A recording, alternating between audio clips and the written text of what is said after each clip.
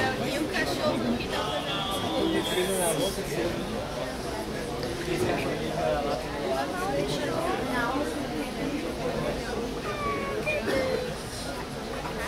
é o bingo.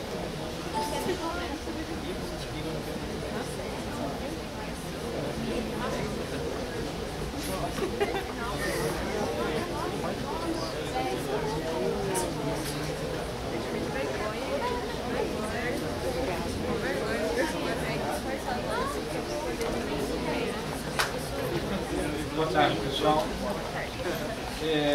Mais uma vez a gente pede desculpas aí pelo atraso. Na verdade, é um atraso que o professor Bosco teve em função de horários de voo. Ele deve estar chegando por volta de 4 horas. Mas nós vamos dar início ao nosso debate e assim que ele chegar, ele dá continuidade aí às considerações. Então é com muita satisfação que a 14ª Mostra de Física promove esse debate, além da física, a ciência e as outras áreas do conhecimento humano. Debatedores, o professor Maurício, que está aqui, Maurício Abdala. O professor Maurício é do Departamento de Filosofia da UFES. Ele milita na área de Filosofia da Ciência há muito tempo e tem uma série de livros publicados que depois ele pode fazer mais considerações e apresentações a vocês. Tá? E assim que o Bosco chegar, a gente também pode falar mais alguma coisa, mas o professor Bosco atualmente está lotado na Unifesp, Universidade Federal de São Paulo, e ele é físico e trabalha na área de sistemas dinâmicos, né, com algumas pesquisas também voltadas para a parte de biotecnologia. E também milita nessa área da filosofia da ciência. Ele já tem um longo trabalho de cooperação com o professor Maurício. E a partir desse momento, então, passo a palavra para o professor Maurício para iniciar a conversa. Obrigado. Boa tarde. Boa tarde. É chato ficar esperando assim. Tá bom o volume? Tá. É chato ficar esperando, mas tem problemas que não tá na nossa, sobre nossa governabilidade. E aí a gente espera que não seja tão não seja tão chata quanto fazer essa espera não valer a pena. Queria fazer uns esclarecimentos iniciais. Muita gente, quando fala assim, debate, ainda mais nesse clima de processo eleitoral, muita gente acha que vai ter lá uma disputa, né? Muita gente perguntava, mas como é que você vai começar a falar, o cara não está lá, não sei o quê, vocês vão brigar, vai ter porrada, né? Na verdade, o Bosco, ele já trabalhou aqui na Universidade Federal do Espírito Santo e foi uma pessoa que eu conheci aqui através do meu trabalho com filosofia da ciência, e a gente iniciou inicialmente conversas e troca de ideias aqui mesmo na UF, fizemos alguns seminários aqui em parceria aqui na universidade, e mesmo depois que ele foi para a Unifesp, a gente mantém contato direto. Então foi a ele eu dediquei o livro que eu publiquei sobre o darwinismo na Espanha, é dedicado a ele, né? Eu me refiro a ele como físico e filósofo natural. Eu não sei se todo mundo sabe, mas a física, antes de se chamar de física, era filosofia natural ou filosofia experimental. Então Galileu era filósofo, Newton era filósofo. Depois surgiu a disciplina física separada da filosofia. Mas o que eles faziam era uma compreensão filosófica da natureza, baseada na experiência, baseada em outro método, e acabou depois se desvinculando da filosofia. Mas nessa desvinculação se perdeu uma tradição muito importante no conhecimento da natureza, que era essa abordagem da natureza como uma totalidade. E a compreensão do conhecimento como uma coisa também múltipla, como também dependente de diversos aspectos. O método não podia esgotar aquilo que o conhecimento representava, enquanto conhecimento em si mesmo.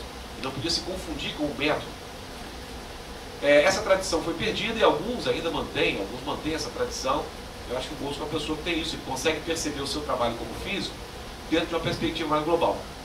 Então não é um debate no sentido de discordâncias, pelo contrário, é uma conversa no sentido de grandes convergências, e você debate as ideias, você coloca as ideias à disposição, faz debate com o público que está presente, E nesse debate você vai construindo ideias juntas. E foi isso que a gente fez sempre. A Cantina do Onofre, inclusive, foi palcos de... Iniciava-se com um lanchinho às 3 da tarde e terminava quase 8 da noite, né? A conversa rendia. E daí saiu trabalhos juntos. Eu trouxe aqui, inclusive, alguns exemplares desse livro meu sobre darwinismo. Quem tiver com o espanhol afiado aí, trouxe aqui para vocês que não uma olhada, quiser comprar, pode comprar. Ele, inclusive, participou dos diálogos, das reflexões na confecção desse livro. Inclusive, despertou o seu interesse. Hoje ele trabalha no laboratório de genética, ele coordena o laboratório de genética evolutiva da Unifesp, da Faculdade de Medicina da Unifesp. Então, nossos interesses até acabaram se convergendo também nesse aspecto. Então, assim que ele chegar, vai trazer contribuições importantes. É uma pessoa que não tem a visão dogmática de ciência, sabe que a ciência é muito mais do que equações, sabe que a ciência não pode se confundir com a matemática, que é o instrumental que a ciência usa. Então, esses também fazem parte de alguns esclarecimentos iniciais. Para entender a nossa fala aqui hoje, é preciso desfazer um pouco essa confusão que muita gente tem de ciência com tecnologia. E quando se fala em ciência, isso já tive experiência, tá? Há 15 anos trabalhando com filosofia da ciência aqui na universidade.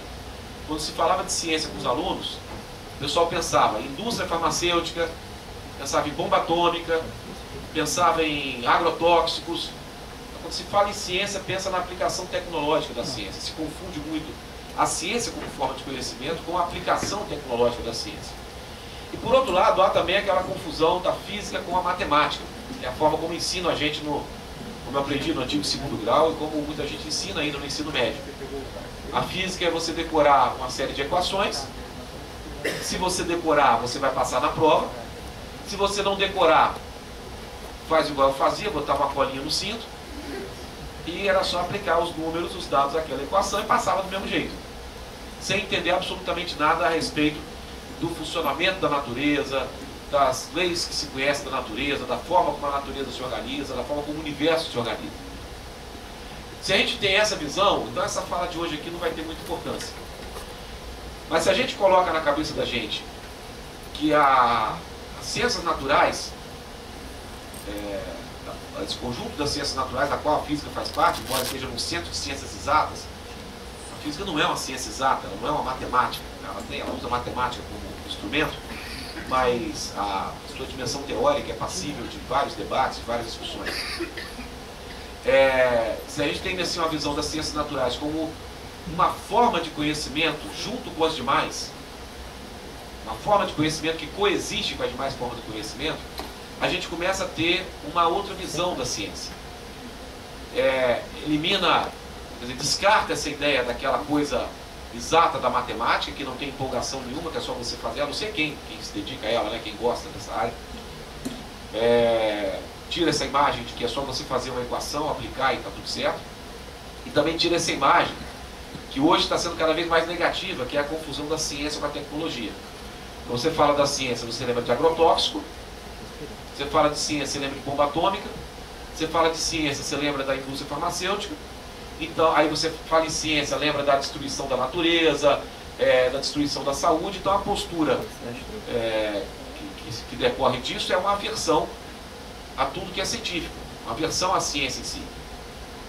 É como se o uso decorresse da própria ciência como área de conhecimento. E isso tem acontecido hoje na sociedade, de uma certa maneira.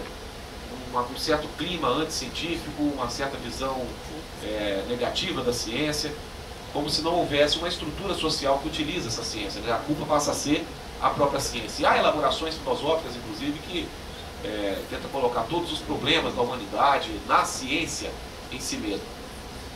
Se a gente descarta essas ideias e retém da ciência uma imagem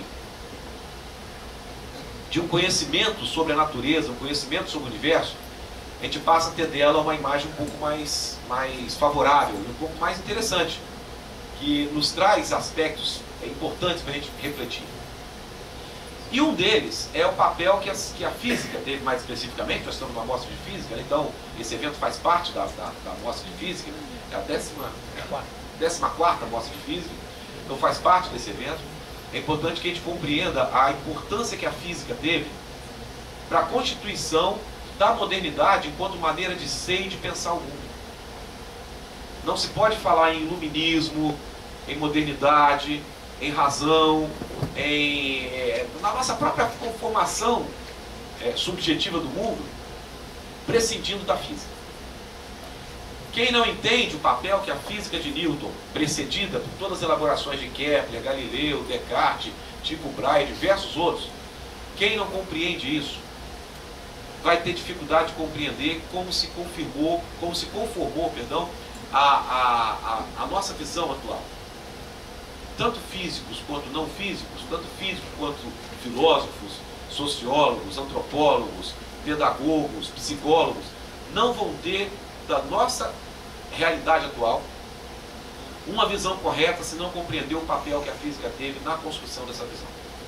E mais ainda, não vai compreender o período de transição de racionalidade que nós estamos vivendo, porque foi justamente os problemas enfrentados pela física no século XX que despertou um grande debate que respingou não, na verdade manchou no sentido positivo, né? Não é necessariamente negativo, fez a tinta escorrer pela filosofia, pela antropologia, pela sociologia. De um lado escorreu bem e de um lado manchou mesmo, escorreu mal. Eu vou falar desses dois aspectos aqui mais no final da minha fala, dos abusos e dos usos dessas mudanças na física do século XX. Então, para começar, vou tentar entender um pouco a importância que a física teve para a constituição da modernidade. Os grandes pensadores mais conhecidos, que eram filósofos, todos eles, Kepler era filósofo, Galileu era filósofo, Descartes era filósofo, Newton era filósofo, mas eles estavam num período em que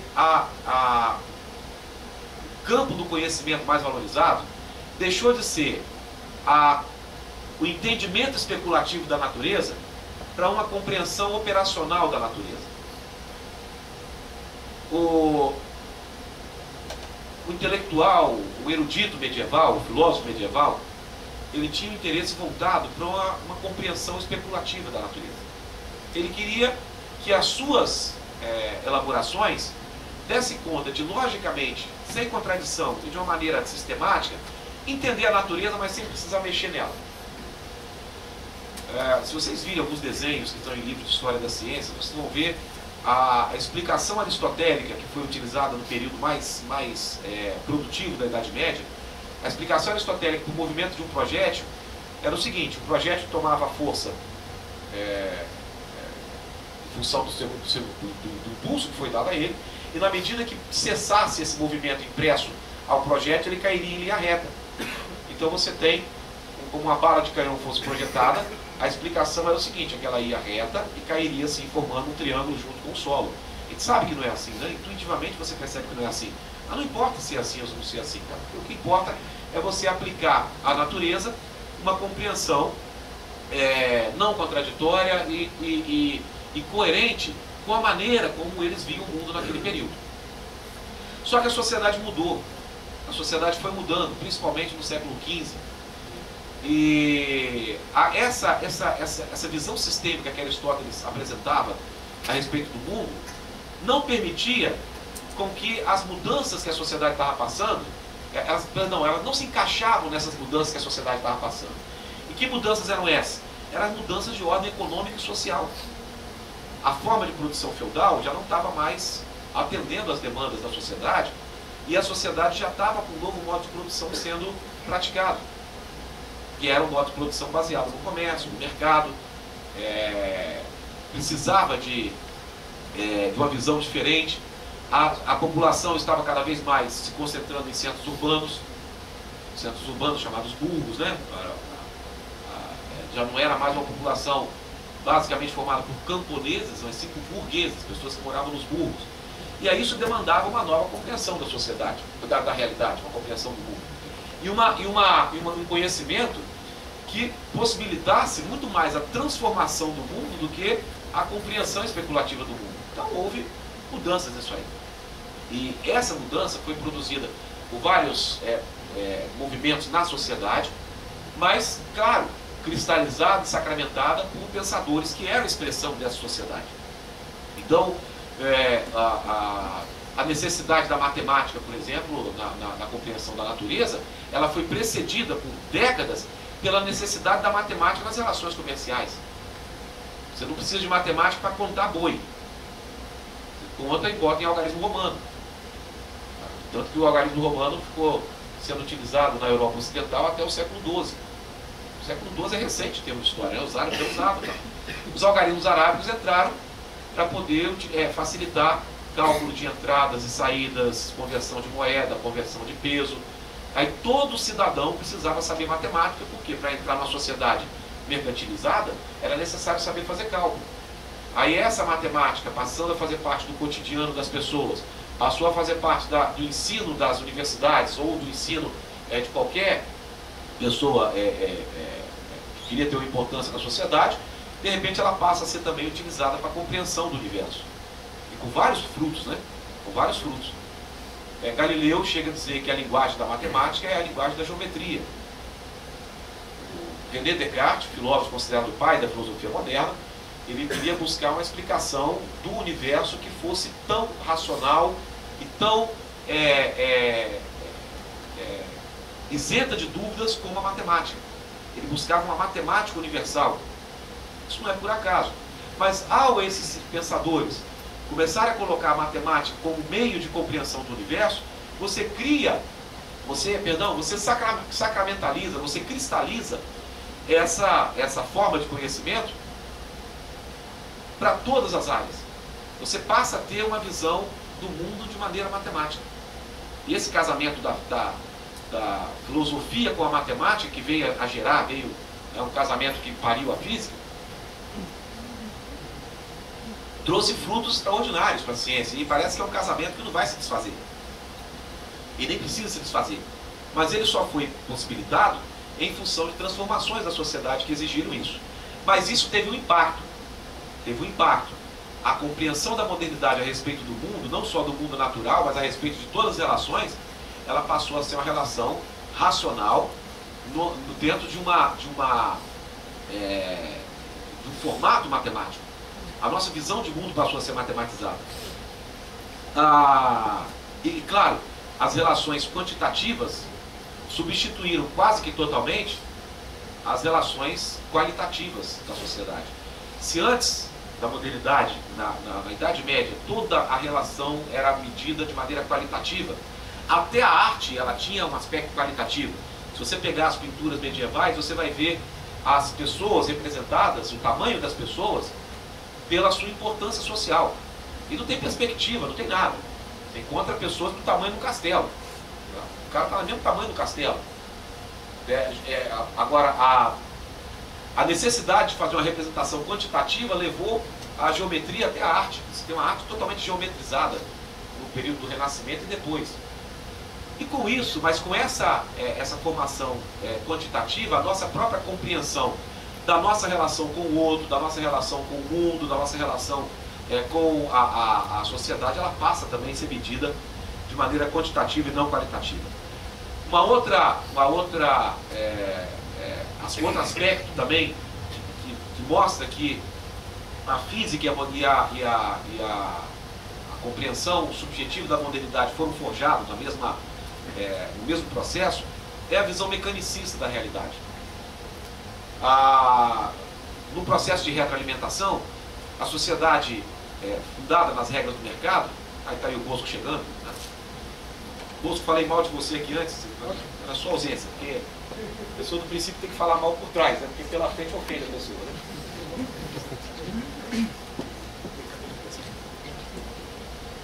Então, essa visão mecanicista da sociedade, é claro que ela foi uma exigência também das relações mecânicas do mercado, nos leva a ter, mas ela acaba sendo cristalizada, sacramentada, quando ela passa a ser também a maneira de se compreender a natureza.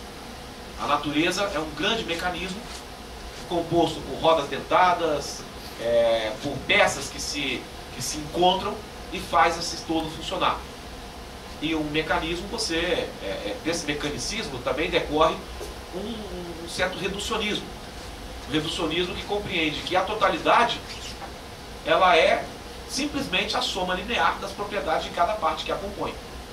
Tá? Então, se você decompor essa totalidade em partes, compreende a parte, depois é só botar tudo junto para funcionar de novo, você vai compreender tudo. Então, o mecanicismo e o reducionismo foi também sacramentado esses passos iniciais dados pelos físicos, pelos filósofos naturais, né, que depois, como eu disse, hoje são conhecidos como físicos, mas eram filósofos naturais. E o determinismo, outro produto também da modernidade, que passa a fazer parte da ciência junto com esse fazer parte da própria compreensão da modernidade. E o que é esse determinismo? Bom, se você pode compreender cada parte, e se você pode compreender matematicamente o desenvolvimento temporal de cada parte em particular, e também, aí, consequentemente, somando, vai compreender o desenvolvimento temporal desse todo, tudo está determinado. Você tendo as informações iniciais, você é capaz de compreender o que vai acontecer depois. E tudo é previsível. Qualquer tipo de intervenção na natureza, você tendo os dados suficientes para isso, você vai ter toda a compreensão. O que levou Laplace a dizer que se você tem as informações a respeito da posição e do momento, da quantidade de movimento, né, do objeto, você vai ter todas as informações a respeito do passado e do futuro do universo. Se um supercérebro tiver essas informações, ele é capaz de prever tudo que vai acontecer com o universo no futuro e tudo que ocorreu com o universo no passado. Essa é a imagem, a figura do demônio de Laplace. Isso caracterizou também a nossa forma de interferir na natureza, não só de compreender a natureza, mas de interferir na natureza, de pensar a natureza, de fazer experiências da própria sociedade, compreender a sociedade. Então tudo isso, essa visão de controlabilidade absoluta da nossa intervenção da natureza, tudo isso fez parte não só da física, mas também da nossa compreensão de mundo, de universo, de relação humana dentro da modernidade.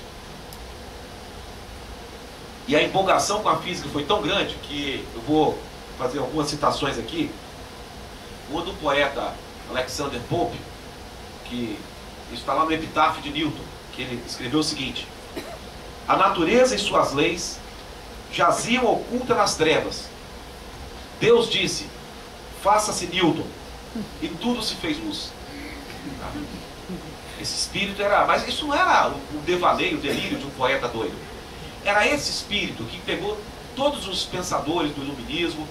Voltaire, eu vou fazer uma citação grande de Voltaire, se me perdoe fazer uma leitura grande, mas o Voltaire, um dos paradigmas aí do iluminismo, do pensamento moderno, empolgadíssimo com Newton, o Voltaire escreveu o seguinte: um grande homem descobriu as leis primitivas, até então desconhecidas, da constituição geral do universo.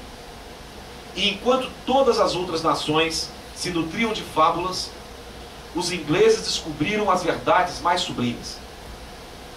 Tudo o que haviam ensinado de física às pesquisas de muitos séculos, nem ao menos chegava ao perto da descoberta da natureza da luz. Em 20 anos, os progressos foram rápidos e imensos. Trata-se de um progresso e de uma glória que ficarão para sempre. O fruto do gênio e do estudo permanece, e os efeitos da ambição, do fanatismo e das paixões aniquilam-se com o tempo que os produziu. Essa é a afirmação de Voltaire, falando de Newton, né? Esse grande homem que descobriu essas leis era Newton. Isso, como eu disse, também não é devaneio de um ou outro. Os filósofos daquela época tinham a plena certeza de que havia se descoberto o segredo do universo. Kant, o filósofo Immanuel Kant, ele fez uma reviravolta na teoria do conhecimento, na maneira da filosofia compreender o próprio processo do conhecimento, justamente para poder conciliar o caráter empírico da física, o caráter experimental da física, com o caráter universal do conhecimento. Aí é uma discussão na filosofia, que eu não vou entrar aqui agora, mas se vocês pensarem, a experiência, ela só te dá a experiência do isto, do local, daquele momento específico. Você não faz a experiência do universal, você não faz a experiência do eterno. E se toda a ciência tem que ser experimental, como é que a ciência newtoniana descobriu espaço e tempo? Se na própria física newtoniana são categorias universais. O espaço newtoniano é o espaço independente de qualquer coisa que o ocupe. É o espaço absoluto. Como é que você tem experiência do absoluto? O tempo também corre independente de relógio, se de alguma coisa que o marca. Como é que você tem experiência do absoluto? Como é que você concilia isso? Todo o trabalho de Kant foi para tentar conciliar a universalidade do conhecimento com a particularidade, a singularidade da experiência. Como você não faz a experiência do universal, como é que você pode falar que seu conhecimento é universal? Kant teve esse trabalho, botou espaço e tempo absolutos da física newtoniana como algo inato no ser humano. A estrutura da nossa razão já nasce com isso. Você vê como é que o trabalho dos filósofos se voltaram para isso. E Kant é uma figura importantíssima na modernidade. Ele é o representante alemão do iluminismo. Augusto Comte, o pai do positivismo, ele defendia a física social, a aplicação do mesmo método da física, da forma como a física compreendeu o universo, para compreender a sociedade. E essa física social, ela seria tão perfeita que, ela sendo aplicada, todos os conflitos no mundo desapareceriam. Porque através da física você descobre a verdade do universo. Aplicando a mesma forma de conhecimento à sociedade, você descobre a verdade da sociedade. Aí não vai ter mais dissensões, não vai haver mais guerra, porque todo mundo vai concordar, porque a verdade vai aparecer. Uma coisa meio evangélica, né? Você conhecereis a verdade, vós conhecereis a verdade vos libertará. Era isso, essa é a crença que constituiu a modernidade. E aí a ciência, e mais especificamente a física, com o sucesso que teve na Revolução Industrial, com o sucesso que teve na transformação da natureza em mercadorias, com o aumento da capacidade do ser humano de mexer na natureza, de poder achar que controla essas transformações, achar que tem um domínio da natureza, achar que é possível, como Francis Bacon falou, extrair os segredos da natureza, de preferência sob tortura, que era isso que faziam com as bruxas na época de Bacon. Você extrai sob tortura, você extrai os segredos da natureza, você domina a natureza. Você é capaz de chegar e controlar essa natureza, submeter essa natureza à sua intervenção. E aí a ciência, por essas razões, por várias outras razões sociais, as ciências naturais, e mais especificamente a física, passou a ser a forma de conhecimento. Ela passou a ser o conhecimento por excelência. Tudo mais não passava de especulação, tudo mais não passava de chute, tudo mais não passava de devaneios de pensadores, mas tudo sem sustentação. Então era preciso que só a ciência fosse valorizada, tudo mais fosse jogado na lata de lixo. Agora, isso é bem conveniente, né? Imagina para um cara que tem a possibilidade de financiar a pesquisa. E quem tem dinheiro para financiar a pesquisa, dentro do sistema capitalista, são as empresas ou o Estado que é governado pelos aqueles que as empresas elegem. Essa história do cientista maluco que tem um laboratório na própria casa é coisa de novela. O cara que consegue fazer o clone usando os seus próprios aparelhos, seu próprio laboratório, isso é coisa de filme. O outro sabe que ele não bota o dinheiro dele lá no laboratório de genética evolutiva, né? Para conseguir ali os equipamentos, né? Você tem que ter financiamento. Porque os professores não ganham o suficiente para montar o seu próprio laboratório. O que é mais importante? Vai financiar que pesquisa? Uma pesquisa que pode ser aplicada em tecnologia, e tecnologia que pode ser convertida em mercadoria, ou um conhecimento que vai dizer que a forma como as empresas estão interferindo na natureza pode gerar um caos ecológico, um desequilíbrio ecológico. Evidentemente, o financiamento vai para aquela ciência que pode ser aplicada em tecnologia.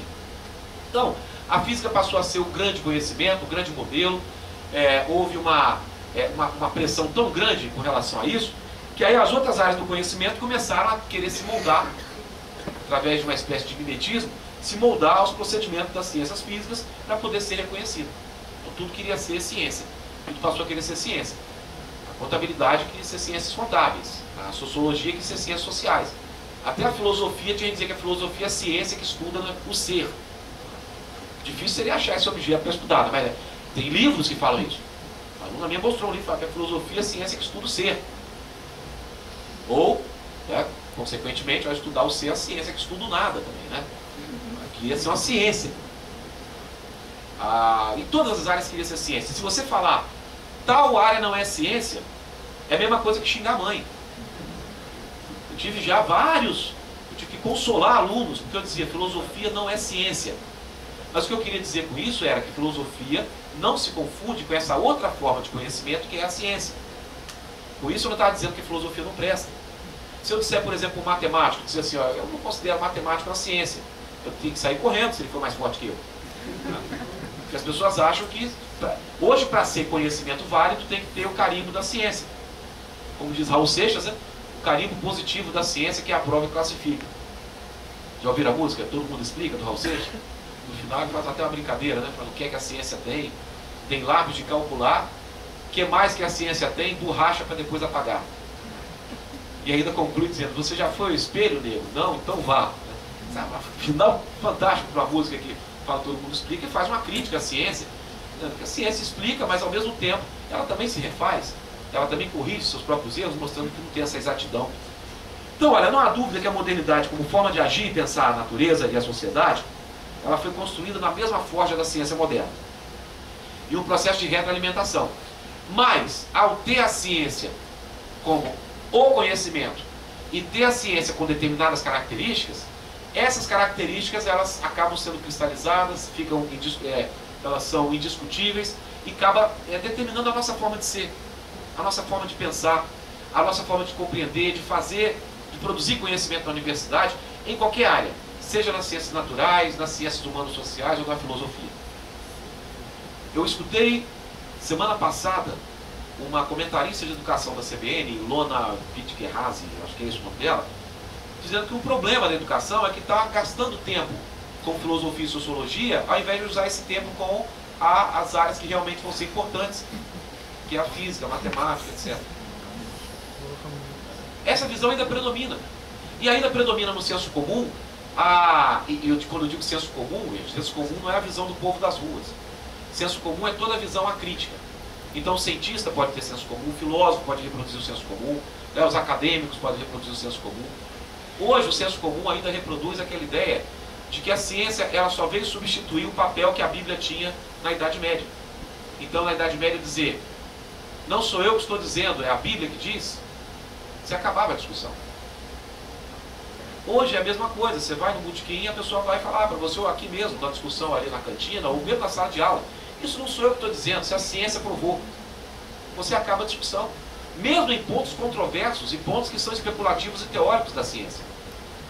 Como, por exemplo, dizer, a ciência provou que o gênio é egoísta, porque um cara escreveu um livro chamado Gênio Egoísta. É uma coisa absolutamente especulativa, se atribuir uma qualidade humana a um pedaço de matéria inanimada. Mas como o cientista falou, então é como se o Papa falasse. A diferença hoje é que antes o Papa era um só. Hoje qualquer pessoa que tem um diploma e que aparece na mídia, ele pode colocar a mitra e segurar o báculo, né? E usar a tiara papal, né? Ele pode ser o pontífice. Mas esse predomínio, né, fez com que a modernidade tivesse uma forma de visão e fosse cristalizada através da ciência. Bom, mas aconteceu uma coisa que eu não marquei meu tempo. Vocês estão marcando? Meia hora. De meia hora? Então tá. Houve uma mudança profunda na física no século XX. No final do século XIX, alguns físicos já estavam anunciando que a física tinha chegado ao fim. Anunciaram o fim da física.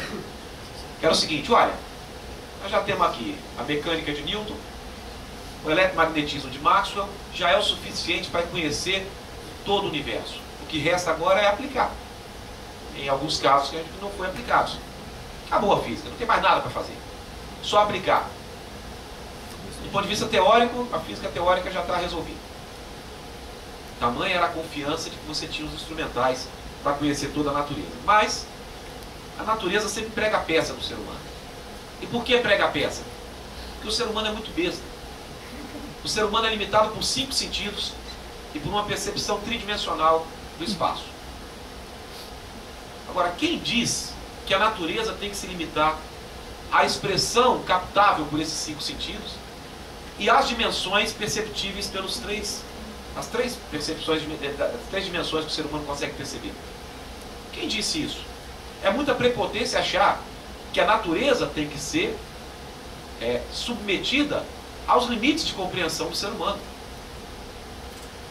O raio-x no ser humano não existia até um dia que ele se manifestou acidentalmente para a rede. Simplesmente não existia. E ainda não existe para nós.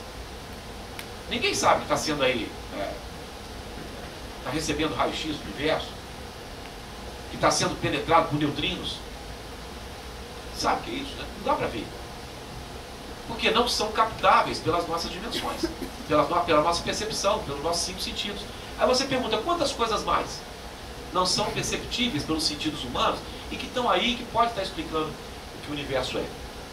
Quantas dimensões mais não percebidas por esse limite tridimensional da nossa percepção, na qual a natureza pode se manifestar e se expressar? Então a natureza prega a peça sempre. Quando se acha que já conhece tudo, e quanto mais aumenta a capacidade do ser humano de conhecer o mundo na sua, ou no seu mais, da sua expressão menor, ou na sua expressão maior, como é a imensidão do universo, a natureza mostra que aquela pretensão, aquela presunção do ser humano, ela era um excesso de arrogância, ou como queira, uma falta profunda de humildade. Aí a natureza pregou uma peça. A mecânica de Newton e o eletromagnetismo de Maxwell não dava para explicar o mundo que foi sendo descoberto quando a nossa capacidade de compreender o átomo por dentro, ou na sua estrutura, essa capacidade acabou permitindo que a gente compreendesse esse átomo. Agora, o funcionamento do átomo, o funcionamento das partículas que compõem o átomo, não era explicado pelo eletromagnetismo de Maxwell. O universo das grandes distâncias, das grandes velocidades, também não era compreendida pela mecânica de Newton. Aí a coisa começou a ficar feia. Ou seja, se achava que tudo estava explicado, de repente, aquilo não serve para entender. E por mais que se tentasse, não se conseguia. E por mais que se propunha conjecturas mais esquisitas, mais essas conjecturas esquisitas davam conta de explicar, inclusive fenômenos que nem eram conhecidos ali. Aí o pessoal chegava a dizer, essas conjecturas esquisitas são algo mais do que simplesmente conjecturas esquisitas. Talvez o próprio universo seja esquisito desse modo. E algumas coisas fantasmagóricas, algumas coisas esquisitas. Einstein se manifestou essa esquisitice da seguinte forma: era como se o chão tivesse sido tirado dos nossos pés sem que nada fosse colocado em seu lugar. Tamanho era o incômodo que era você agora não ter instrumento teórico para compreender a natureza como ela se manifestava. E mais adiante, isso o Bosco pode falar até melhor que eu, as abordagens baseadas na complexidade, na visão sistêmica da realidade, acabou derrubando aquela pretensão determinista absoluta e a sensação de total controle sobre a natureza que se tinha. Percebeu-se que diversos sistemas, e os realmente importantes, eles carregam uma coisa, uma complexidade que mostra que a sua composição como totalidade não é redutível à soma linear de cada uma das partes. Ou seja, se você desfazer esse tudo e for entender cada parte, se você somar isso, juntar tudo, você não vai dar exatamente o que cada parte manifesta. Sendo assim, qualquer modificação, alteração, acréscimo, tem resultados que são imprevisíveis. Isso pode gerar uma discussão muito grande, não vou fazer ela aqui, mas, por exemplo, com relação à nossa compreensão da Terra como um sistema complexo. Pequenas alterações, como nós estamos vendo, consequências, podem gerar consequências imprevisíveis, não controláveis, e até mesmo a desestruturação dessa totalidade. E isso é uma coisa que as empresas que investem em tecnologia não querem ouvir de maneira alguma. Não querem ouvir de maneira alguma. Que história é essa? Plantar transgênico? Já mostrou ali que não faz mal localmente, mas tem alterações pequenas. De qualquer forma, é uma alteração que você não pode prever as consequências. Uma pesquisa mostrou que a única coisa que a planta transgênica, vivendo com outras culturas, fazia de errado, de diferente, é que as abelhas não polinizavam aquela planta. Mas o resto está tudo certo. Numa visão reducionista é assim mesmo. Mas numa visão sistêmica, essa diferença, ela tem consequências que podem ser, inclusive, catastróficas. Bom, de repente pode ser boa, mas a questão é que você não pode prever. Isso tira do ser humano uma ação desrespeitosa até com a natureza. cria uma nova forma de você ver a natureza. Bom, mas não vamos entrar nesses detalhes, eu vou falar aqui para poder já ir concluindo. Dois tipos de consequência que essas mudanças na física tiveram no século XX, nos seus usos e abusos. Usos, eu estou chamando de uso a coisa boa que decorreu disso. Abuso, aquela parte ruim, na minha opinião, né? Óbvio, sou eu que estou falando. Tem gente que sempre pede para falar assim, mas fala que é isso na sua concepção. Eu falei, claro, mas sou eu que estou falando, acho que é dispensável dizer que eu estou falando na concepção dos outros. É mais correto quando eu vou falar na concepção dos outros eu esclarecer. Não é? Na minha visão, tiveram alguns abusos dessas mudanças na física. E eu vou aqui tentar ser o mais rápido possível para a gente não perder muito tempo.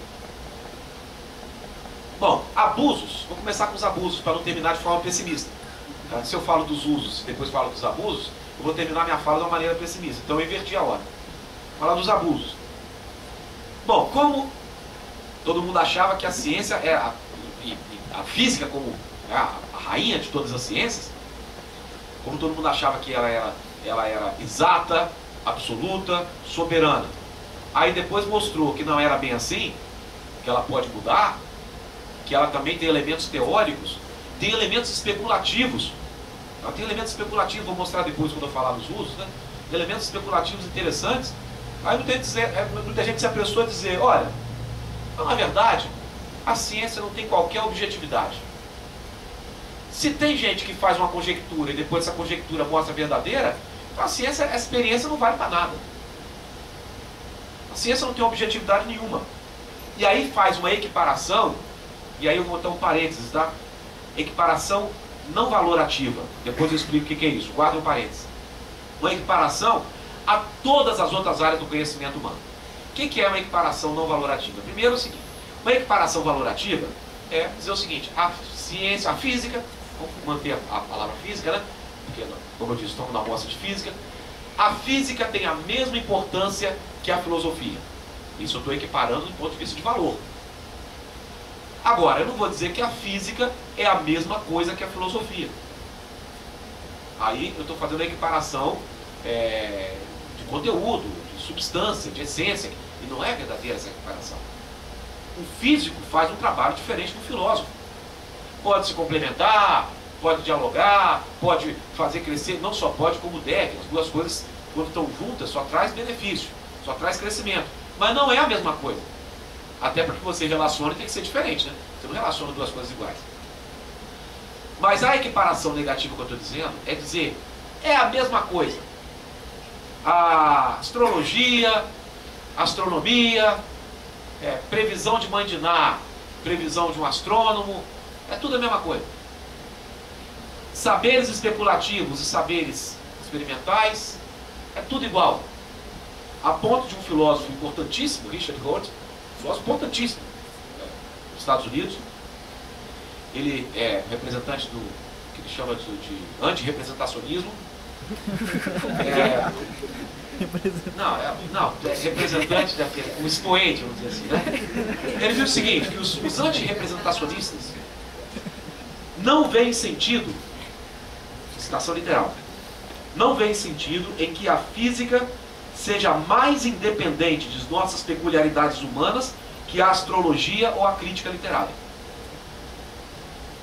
Ele não está dizendo que a crítica literária é importante, tanto quanto a física.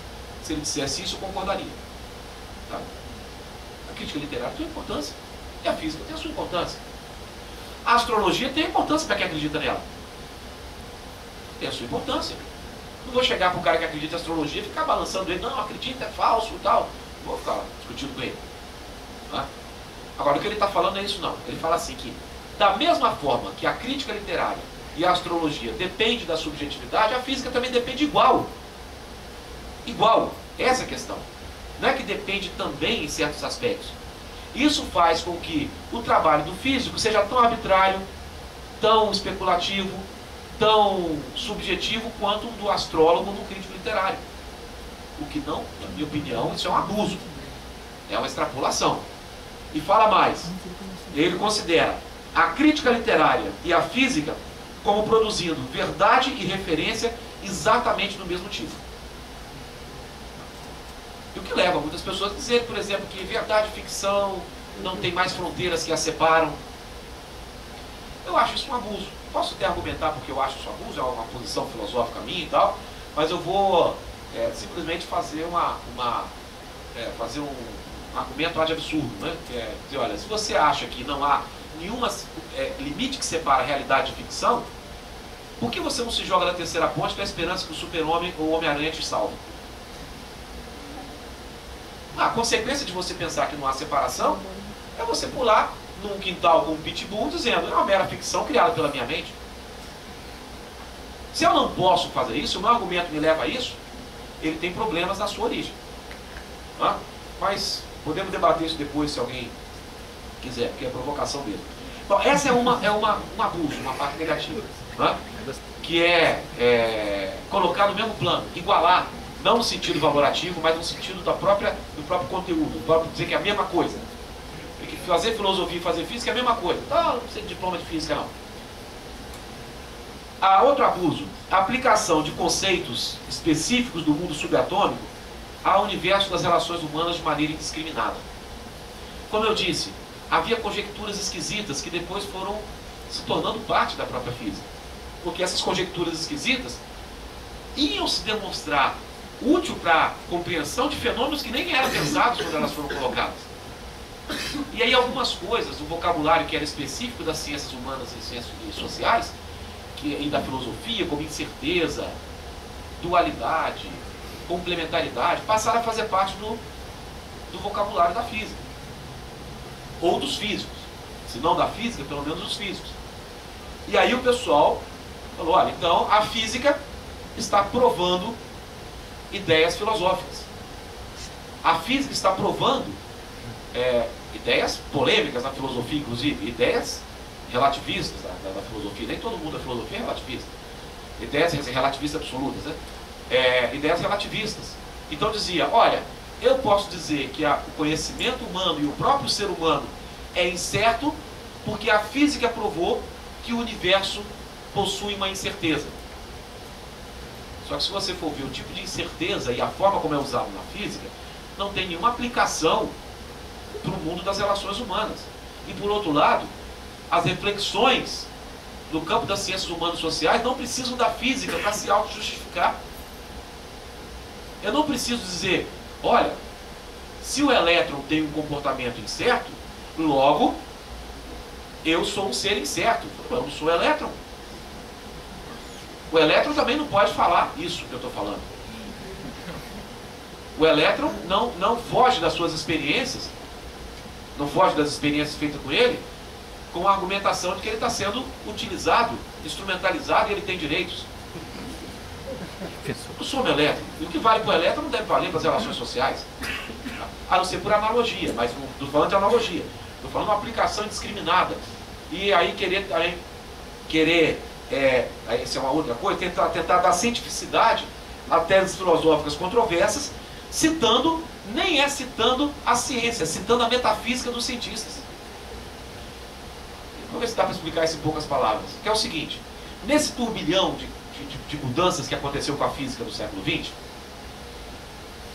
muitos se perguntaram, além das equações, das coisas esquisitas, perguntaram, mas vem cá, mas essas conjecturas esquisitas que nós estamos fazendo, isso aqui não é só para poder os cálculos baterem e para poder explicar a experiência? Será que isso acontece mesmo na realidade? Nós estamos vendo aqui como a gente acha que a realidade funciona. Mas como é essa realidade? Ao perguntar como é, você pergunta pelo ser. E a pergunta pelo ser é uma pergunta ontológica. Não se responde pela ciência. É uma pergunta metafísica. Agora, quem tem o direito de fazer metafísica? Todo mundo. E os físicos tentaram fazer metafísica, querendo dizer como eles especulavam que seria essa realidade além das equações, além da física. Metafísica, isso quer dizer a palavra. E escreveram belíssimos livros com relação a isso. Mas livros que são proposições metafísicas de cientistas, não são ciência. Só que aí, filósofos, cientistas sociais, antropólogos, psicólogos, quando leram isso aí, não souberam fazer a diferença entre a metafísica dos físicos e a física. E aí se apressaram a dizer, tá vendo? Minhas teses relativistas pós-modernas estão provadas pela teoria do caos, pela física quântica. e abusam de conceitos de uma maneira que gerou até uma polêmica aí na década de 90, né, promovida pelo físico estadunidense chamado Alan Sokal, conhecido como Sokal, porque ele foi conhecido mais pelos franceses, né? Em francês, é francês todos os nomes. E aí criou uma guerra interessantíssima de ver, e muito divertida também. Outro abuso, já estou indo para o final, pode ficar tranquilo. A atribuição de total arbitrariedade ao fazer científico e a crença de que é possível questionar as elaborações internas da ciência com argumentações filosóficas e sociológicas. O que é isso? Eu posso questionar qualquer aplicação da ciência, posso questionar a física, a aplicação da ciência posso questionar com argumentos sociológicos, ecológicos, filosóficos, sociais, etc. Agora, a elaboração interna da ciência, se eu quiser entrar, vou citar novamente, segunda vez que eu cito o filósofo Raul Seixas. Para entender o jogo dos ratos, de ratos você tem que transar. Não estou chamando rato aqui não no sentido pejorativo, né? Pelo amor de Deus. Se você quer debater filosofia da ciência, dialogando com a física, com a biologia, você tem que entender de física e biologia. O mínimo possível, para fazer as discussões dentro ali da parte interna. Mas há uma crença que é o abuso, já que a ciência é arbitrária, eu posso questionar qualquer coisa da física, da biologia, da química, com argumentação filosófica. Eu vou fazer um debate para dizer o que é melhor, a física ou a filosofia? Que é um debate absolutamente carente de sentido. Quem vem aqui esperando isso, que vai sair na porrada com o bolso, vai ficar decepcionado, né? Porque no avião o pessoal vai ver assim, pô, né? Vão de luva ou sem luva, né? Na verdade não existe essa coisa. Não compete. Não compete porque não é a mesma abordagem da realidade. Mas tem gente que acha que pode discutir questões internas da ciência com base em argumentos filosóficos, sociológicos, porque agora é tudo a mesma coisa. Eu já fui acusado disso. Aqui é um outro tema. Eu fui acusado daquilo que eu critico. Numa publicação interna aqui, da Edufes, contei até para o Rogerinho essa história. Como eu tenho um trabalho, esse que eu falei aqui, o trabalho que eu dediquei ao Bosco, inclusive, né, o livro sobre o darwinismo, tem gente que leva a ciência também de maneira religiosa. Tem cientistas que levam a ciência de maneira religiosa. Você não pode entrar na igreja e gritar,